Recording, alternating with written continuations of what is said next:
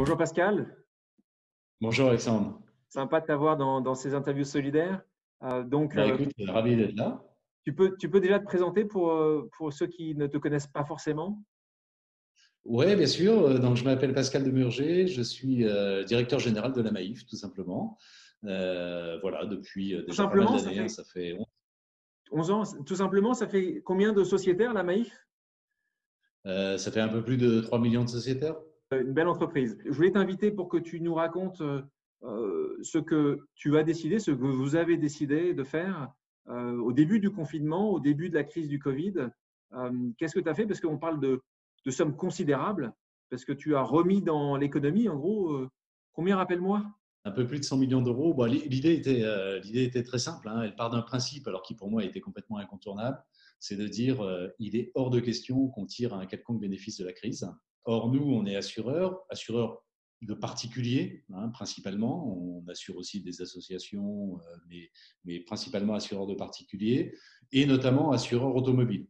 Et donc, qui dit confinement, dit confinement des voitures, elles aussi, hein. Les voitures sont au parking, au garage. Elles ne roulent plus, et donc une baisse considérable du nombre d'accidents automobiles.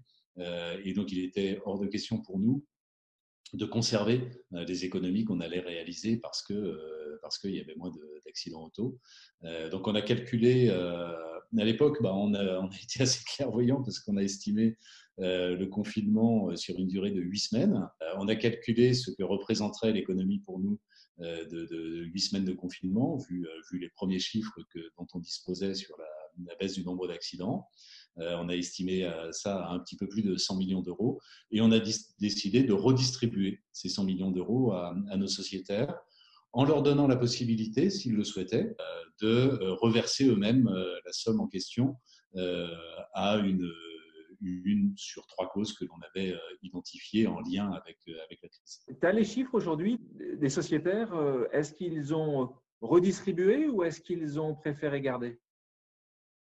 Alors, on a des chiffres qui sont provisoires, hein. Pour l'instant, tout le monde n'a pas encore répondu, loin de là. On est en train d'ailleurs de relancer les sociétaires qui n'ont pas répondu. Et aujourd'hui, ça se répartit entre à peu près 60% des sociétaires qui ont encaissé la somme en question, quitte à la redistribuer de leur côté, et puis un gros tiers, on va dire, qui ont redistribué directement. Tu pensais qu'il allait y avoir autant de sociétaires qui allaient redistribuer cette prime? C'est vrai que quand on compare aux chiffres habituels des gens qui donnent, ce sont des chiffres qui sont colossaux. Est-ce que Pascal, tu as été suivi par peut-être d'autres assureurs sur quelque chose d'assez similaire ou pas? Alors, j'ai d'abord été critiqué quand même, euh, forcément un Parfois, petit c'est un peu. bon début, hein. Oui, oui, absolument, ouais, absolument. Si tu veux, les choses étaient claires, hein, à la fois du côté de nos sociétaires, mais aussi du côté du grand public, de la presse, etc.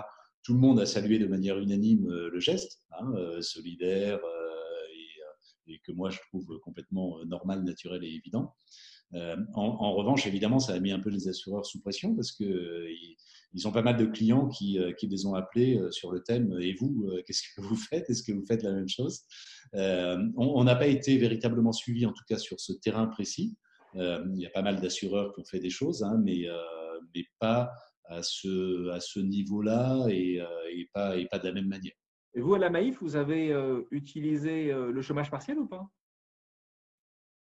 Alors, on avait des équipes qui techniquement étaient en inactivité, hein, parce qu'on n'était pas capable de leur donner de l'activité à distance, notamment sur des métiers que tu ne peux pas exercer à distance, hein.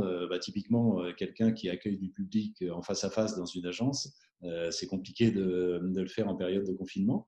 En revanche, on n'a pas demandé à bénéficier du dispositif du chômage partiel parce que moi, je considérais que on n'était pas une entreprise prioritaire et que ce dispositif exceptionnel devait être plutôt réservé à des entreprises qui, sans cette aide, auraient été obligées de licencier. Est-ce que tu peux me parler aussi de ce que vous avez lancé, je crois que c'était en 2016, ce programme s'appelle Share Entraide, et comment tu l'as adapté, parce que si mes informations sont bonnes, tu l'as adapté à cette crise aussi du Covid. Ah bah écoute, tes informations sont bonnes et même précises. Ouais. Ouais, en 2016, on a lancé, d'ailleurs sur la proposition de sociétaires eux-mêmes qui nous ont dit, tiens, vous devriez monter une plateforme de ce type, un service qui s'appelle effectivement Share Entraide, qui normalement à l'origine est destiné aux situations de catastrophes naturelles typiquement. Il y a des gens qui se retrouvent soit ne plus avoir de domicile, donc dans ce cas-là, nous on les reloge, mais ils peuvent avoir besoin d'un coup de main, hein, de la part, pourquoi pas, de voisins ou de gens qui sont prêts à aider. Et donc, les gens s'inscrivent sur la plateforme en proposant leur service. Lorsqu'il y a dans une région une catastrophe naturelle, on envoie un SMS pour prévenir tout le monde qu'ils peuvent soit bénéficier du service de l'aide de quelqu'un, soit au contraire apporter une aide. Et donc, ça se met en place dans ce contexte-là. Et puis là, à la faveur de la crise, on a décidé de l'ouvrir à l'ensemble du territoire et de suggérer aux gens de rendre des services. Par exemple, pour héberger quelqu'un du personnel soignant qui aurait eu besoin d'être logé plus près de son lieu d'activité, ou pour distribuer des repas, ou pour donner des coups de main éventuels. Et on a des propositions. On a des gens, par exemple, qui ont effectivement ouvert leur appart ou leur maison pour héberger des personnels soignants et leur faciliter la vie. Tu as écrit un bouquin aussi parlant de l'entreprise. Ça va être, à mon avis, un sujet terriblement d'actualité ces prochains jours, ces prochaines semaines.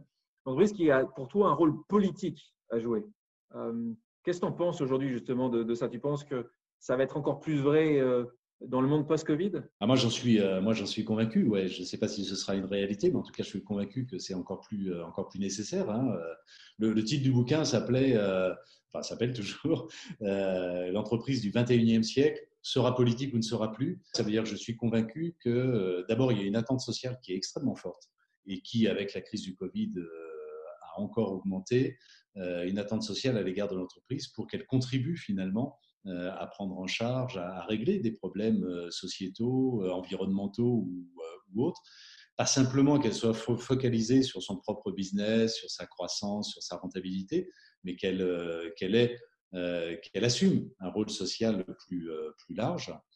Et je crois, et c'est vraiment ce qu'on essaie de faire à la Naïf, que l'entreprise a intérêt en réalité à rentrer dans cette logique, et que l'engagement de l'entreprise, loin d'être simplement une charge ou une contrainte supplémentaire, peut faire partie finalement d'un modèle de développement, d'un business model extrêmement efficace et peut être une source de performance. Donc, moi, je crois que l'entreprise, en effet, de demain, l'entreprise performante de demain, celle qui attirera des collaborateurs, celle qui fidélisera des clients, c'est l'entreprise qui aura un véritable engagement, un engagement sincère et un engagement au cœur de son activité et pas seulement à la marge à travers une fondation ou des aides ponctuelles.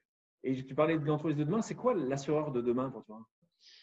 C'est d'abord un assureur qui est sûrement beaucoup plus dans l'accompagnement, dans le care, hein, on pourrait dire, dans la proximité, dans l'entraide, dans le soutien, plus que dans une vision financière du métier. Moi, je crois qu'il y a eu toute une période où le métier s'est beaucoup financiarisé et je pense qu'il faut revenir aux fondamentaux du métier d'assureur, qui est bien un métier d'entraide, de soutien, quand il y a un problème, quand il y a une crise, par exemple le Covid.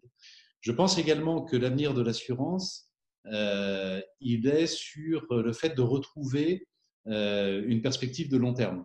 On doit beaucoup plus chercher la résilience que la performance de court terme. Merci pour ce que vous avez fait pendant cette crise qui malheureusement continue. Ça a été compliqué à faire passer cette décision-là, Pascal, je terminerai là-dessus. Dès que je l'ai proposée, elle s'est imposée dans l'esprit de tous. Et tout le monde était en interne enthousiaste. Et je ne te décris pas les centaines de messages que j'ai reçus de l'interne, disant c'est formidable, c'est génial, c'est ce qu'il fallait faire. On est fiers d'être Naïf, on est fiers de… Exactement. Pascal, merci beaucoup d'être venu dans ces rendez-vous solidaires. Merci à toi, Alexandre. Merci, Pascal. À bientôt. Ciao, merci.